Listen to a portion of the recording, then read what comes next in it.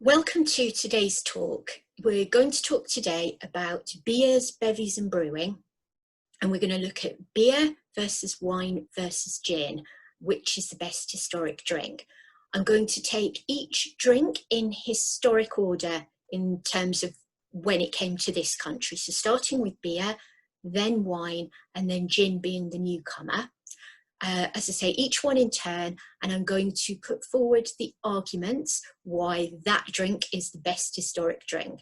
And they're not my arguments, they're not my opinions necessarily, but they are genuine historic arguments that have been given about each of these drinks. So we run a number of different tasting history events at Wycombe Museum. And this is the first time that we've brought all of these three drinks together into a single talk. I'm going to start with beer and look at why that is the best historic drink.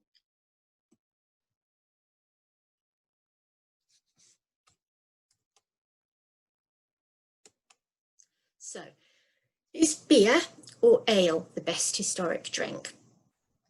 Well, beer has been, or ale I should say, has been enjoyed since prehistoric times. Now, hops were first introduced to this country from Holland in about 1400. So up until that date, what we were drinking in this country was ale. It was not flavoured with hops. It was flavoured with other herbs, spices, sometimes other flavourings. But without hops, it's known as ale. And as I say, that's what we were drinking in this country exclusively until about 1400. It took about 100 years for beer to take over from ale. And at first, both drinks were being enjoyed in this country. And gradually, the hopped beer took over from the unhopped ale. So hops, as well as flavouring the drink, they also help preserve it. So that meant that it didn't need to be brewed quite so often. It tended to be brewed within the household as a regular thing, like baking the bread, because beer, as we'll go on to see, beer was viewed as an absolute essential. In this country, I think foreigners still sometimes really dislike the way that we quite often serve our beer at room temperature, certainly not ice cold. And historically, both beer and ale were served warm or sometimes even hot. So why is beer the best historic drink? So firstly, beer makes us civilized. So first farming was actually probably to cultivate grain for brewing rather than necessarily grain for baking and eating. So coming together in settled communities to grow the grain for the brewing, that led to the settled communities and eventually to bigger settlements and cities and to civilization itself. So if we didn't have brewing beer, there would be no civilization at all. The ancient Babylonians were one of the first civilization, and we know that they enjoyed beer and employed the first barmaids. And I've got here were actually the oldest item in Wycombe Museum. It's quite an unexpected item for us to have, but it's an ancient Babylonian tablet, so it shows one of the earliest forms of writing on that tablet. So beer makes us civilized. Beer, this may not be too much of a surprise for many of you, but beer makes us happy. And the ancient Egyptians knew this. So this is an ancient Egyptian proverb. It says, the mouth of the perfectly happy man is filled with beer. And I've got a photograph there of the pyramids at Giza. So why else is beer the best drink? Well, we know that beer is a safe drink. It's safer than water. So I've got a photograph there of laying the sewer system in High Wycombe in 1904. Now, before the Victorian sewer systems in our towns and cities, there were frequent cholera outbreaks in Victorian towns and cities due to infected water. And yeah, many of these were laid during Victorian times. We were slightly late to the idea in High Wycombe, as they were, as I say, only laying the foundations in 1904. So before these sewer systems, it was much safer to drink the beer because the brewing process actually kills the bacteria in the water. Much safer to drink, and people recognised that it was safer. So historically, beer was drunk at all times of the day by all people. And something called small beer was brewed for children and servants. So it was less strong. It was a second brew from the grain after the first stronger beer was made, weaker and suitable for children and servants. And I've got a quote here that I'm going to share with you. It's been attributed to Benjamin Franklin. I think there's a bit of a doubt as to whether he actually said this, but it's a lovely quote. So, in wine there is wisdom, in beer there is freedom, in water there is bacteria. So beer is safer than water. Beer makes us strong. So we've got a photograph here of some schoolboys exercising at Chalfont St Peter in 1912. They don't look that strong yet, so they've probably not been drinking their beer just yet, but there you go, they're exercising. Beer gives us energy and it's associated with health and strength throughout history. So beer is a good source of B vitamins as well as calories. We know that now. These days we perhaps think that generally the calories are not necessarily something in its favour, although the B vitamins are, and B vitamins help to release energy. But historically, all those calories were a really good thing. Beer is known historically as liquid bread for very good reason. So if you were a labourer historically and working all day on a physical job, it was very, very hard to get all the calories that you needed just from eating bread. Diets were very, very bread based. If you were a labourer, you wouldn't necessarily be able to afford to eat large quantities of meat. That would be a bit of a treat. So a lot of your nutrition would come from the bread. Very hard to get enough calories from the bread. So beer would be an essential part of your diet. It's easy to consume enough calories with the beer alongside the bread. And I've got, again, Benjamin Franklin, we know he did say this. He was describing a worker at a printing press in this country, and this would be entirely typical. This was not necessarily something unusual. So this labourer at the printing press had a pint before breakfast, then a pint at breakfast with his bread and cheese, a pint between breakfast and dinner, a pint at dinner, and then a pint in the afternoon about 6 o'clock, and another one when he had done his day's work. So I think that shows a couple of things at least. It shows that the working day was incredibly long, and that beer was an essential way of getting through that working day and fueling that physical labour. Another point worth noting is just how early the pubs opened in Victorian times. In London, they typically opened at 5 o'clock in the morning, and it wasn't until World War I that those opening hours were curtailed. So yeah, they would open early in the morning as well as late into the evening. So beer makes us strong. And then, very importantly, in the 18th century is the argument that beer is not gin. So during the 18th century gin craze, there were a number of problems with gin. It was incredibly cheap to buy, so per pint it became cheaper than beer, though obviously it was much stronger. So it became very, very affordable by the working classes, and it became very problematic. So there were lots of arguments put forward against gin, and these were kind of summarised in these two prints by William Hogarth from 1750. So by then, I think all of these arguments were pretty well rehearsed. And we've got Gin Lane, where everybody is completely drunk, nobody's working. The soldier in the front of the picture is extremely thin, his clothes are rather tattered. The lady next to him on the stairs is so drunk she doesn't notice that she's dropping her baby. The only business that seems to be at all flourishing is the pawnbroker. Everybody's drunk, nobody's working, nobody's wealthy. They're spending all their money on gin. By contrast, we've got Beer Street, where people are working hard, everybody's flourishing, there's plenty of food around,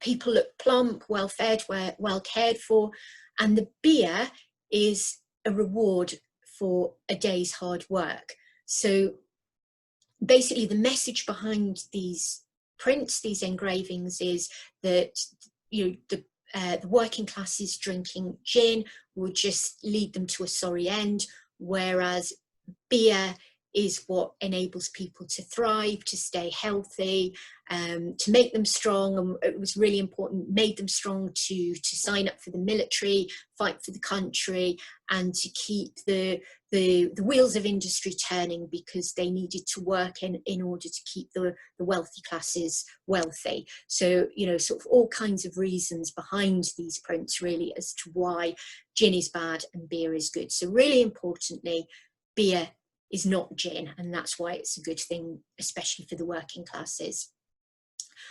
Rather oddly, beer is not tea.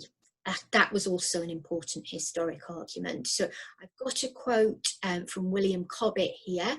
He says, "The drink which has come to supply the place of beer has in general been tea." So tea being fairly new to the working classes at this time. He wasn't too fond of tea. It's notorious that tea has no useful strength in it, that it contains nothing nutritious, and that even worse than that, it has actual badness in it, and that it is well known to shake and weaken the nerves. Now, that might sound a little bit silly to us today, but actually historically it wasn't quite so daft. So we've looked at why beer has energy and calories in it, why it's quite nutritious. Of course, tea had none of that. They might add sugar to the tea, perhaps a very small amount of milk, but it wasn't going to keep them going for a working day in the same way that beer did. So there were all kinds of other beliefs as well to do with tea, that it made people nervous and weaken the nerves and things like that. But that were believed at the time. But definitely there was a bit of a point about the nutrition. And I've got there a picture of a souvenir teacup from Marlow that's in the collection at Wycombe Museum. So beer is not tea is a really strong historic argument. So that's all of the arguments in favour of beer. I'm going to move on now to look at wine. Is wine the best historic drink?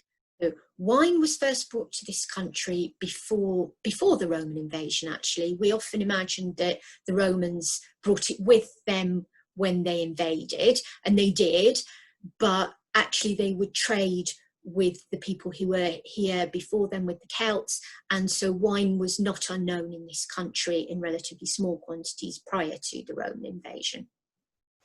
Like beer, wine has often been enjoyed historically hot.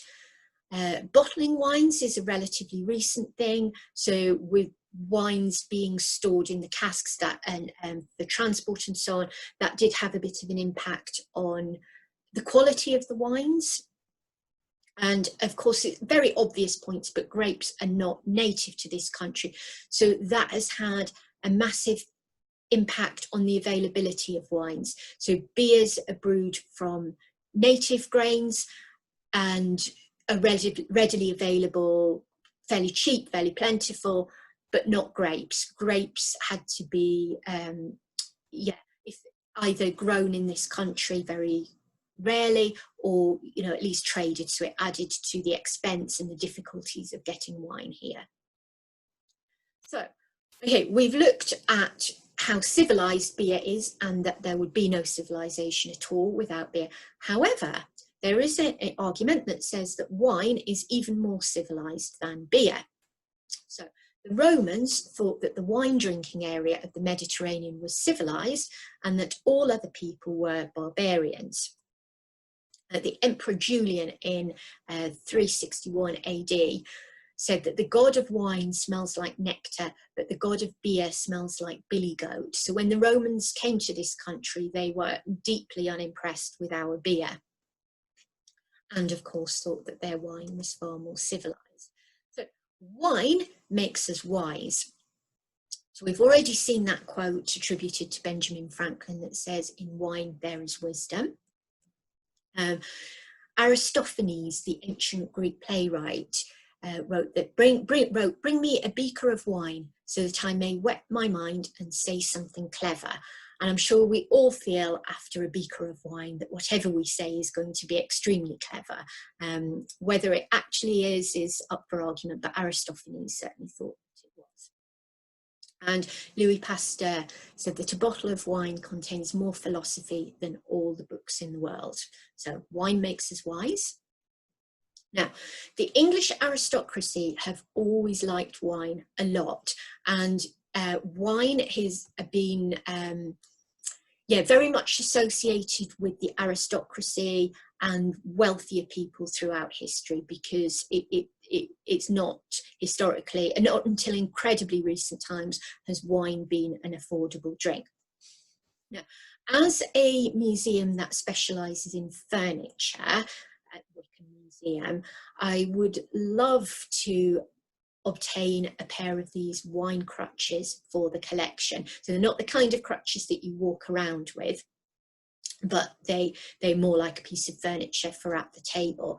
And I'm sure we're all familiar with the phrase to drink yourself under the table, and that is literally what the English aristocracy would do. So the men would stay behind at the table after dinner and drink wine, typically port.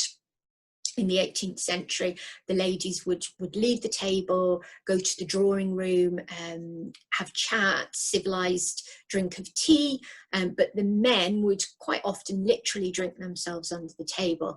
However, to enable themselves to keep on drinking and not slide underneath the table, somebody invented these wine crutches to support themselves. So as I say, sadly, we don't have any in the collection, but it would be a lovely thing to acquire. So, yeah, and lots of the English aristocracy did enjoy their wines. So Lord Byron, the English poet, wrote, "Let us have wine and women, mirth and laughter, sermons and soda water the day after." And soda water being very much hangover drink. It's what people would drink the next morning after too much indulgence in alcohol. So the English liked their wines strong and sweet, and that liking for strong sweet wines led to the development of port, which the English were incredibly fond of. And in the 18th century, it was believed that real men should be able to handle their drink, and they were said to be a 3-bottle-a-day man if they could manage 3 bottles of wine a day. So bottles of wine were slightly smaller back then, but it was still a lot of drink to be getting through. And then the English Prime Minister, Mr. Pitt, was said to like a glass of port very well and a bottle even better. So wine throughout history has been quite a political drink. So I've mentioned that, you know, we needed to trade for our wine, and our nearest wine producing neighbour is France. And since the Battle of Hastings in 1066, there have been more than 23 Anglo-French wars. So I've got an image there from Reading Museum, which shows a copy that some local ladies made of the Bayeux tapestry, showing the Battle of Hastings. Now, the Anglo-French wars and our difficult relationship with France affected the availability of French wines, so it wasn't as easy to come by if we were at war with France or not getting on with them too well. And also our ability, also our willingness to buy it. So it's not just about whether we could buy it, but whether we wanted to. If we didn't like the French, we weren't so keen to be putting money in their pockets. And we, throughout history, our country, that we've looked elsewhere for wines. So I've already mentioned just how popular port became. it wasn't just that the English enjoyed drinking it, but that it really was a patriotic duty to drink port in the 18th century, because port originated obviously in Portugal and they were our allies, so we wanted to support them, drink port, a patriotic drink. We've sometimes even beat the French in wines as well as in wars. So the French may have invented champagne, but the English invented the champagne bottle, which enabled the champagne to be produced consistently and be stored. So prior to the English invention, it was very, very hard to control the fizz when it was in the bottle, and it was typical for champagne bottles to explode all over the cellars. It was actually quite dangerous. And yeah, as I say, the English invented the champagne bottle. And today, some of our English sparkling wines often outperform the French in blind tasting tests. So that was the arguments for wine. We're going to move on to gin, the most recent drink. So gin became incredibly popular and fashionable in the late 1600s and in 1700s. It's remained popular almost ever since. And during the gin craze, 1700 to 1740, there were a lot of things said against it, which we've already looked at. But now we're going to look at what has been said in its favour. So port might be a patriotic drink, but so is gin. So this man, William III, William of Orange, he banned French brandy and put up the taxes on French wines to discourage people, English people, drinking French wines. He put up the taxes and at the same time encouraged gin distillation, so gin being made with English grain. This helped avoid us paying money to Catholic France when our relationship with them were not so good. And even more importantly for him, it ensured his popularity with the English landowners. Gin, historically, was believed to make us brave. Now, gin was developed from Dutch Geneva. So it was originally a Dutch drink brought over by William of Orange, and it very quickly became known as Dutch courage. It was a very quick and easy drink for soldiers to down. So historically, alcohol's always been part of the ration for soldiers and for sailors. So something very strong and quick to drink was very popular with them, and it was thought to give them courage and be especially good for them fighting our Catholic neighbours, the Irish and French, in the 1700s. So gin is very good for the English economy. Throughout history, crops have had to be rotated. Our diet here has been very much based on bread. We need wheat, we need to grow wheat for bread. But to keep the soil productive for wheat, some years we also had to grow barley, and that was much less popular for eating. It wasn't eaten in large quantities, but malted barley is absolutely ideal for alcohol production.